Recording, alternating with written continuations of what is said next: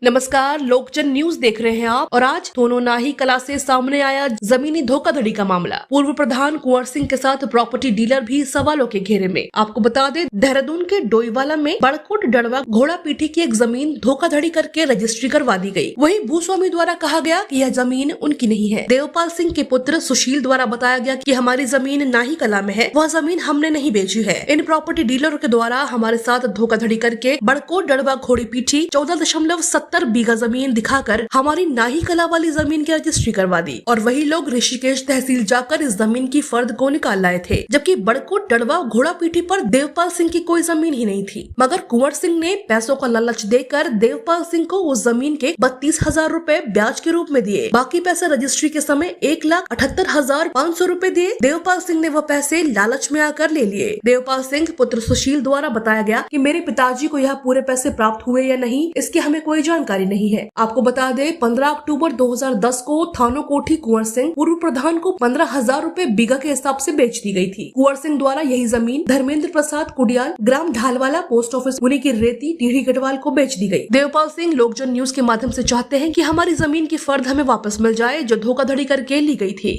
हमने नाही कला की जमीन नहीं बेची, वो जो है बड़कोट बताई उन्होंने, और वहाँ की जमीन कह रहे थे वही लगाई हुई, वहाँ की फर्द निकाली उन्होंने, और जो रजिस्ट्री करी तो वहाँ की करी।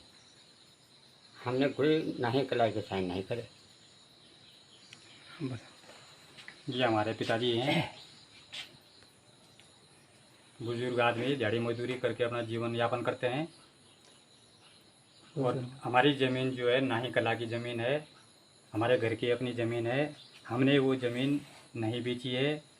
इन लोगों ने, जो प्रॉपर्टी वालों ने, ये बता गए कि आपकी ज़मीन दड़वा घोड़ा पिट्ठी गोरण का मंदिर में आपकी ज़मीन है, आप अपनी ज़मीन वहाँ की बेचोगी, और वहाँ की ज़मीन की इन्होंने रजिस्ट्री कर दी है। तो हम आप लोगों से ये उम्मीद करते हैं कि हमारी ज़मीन सही सलामत देने की कृपा करें।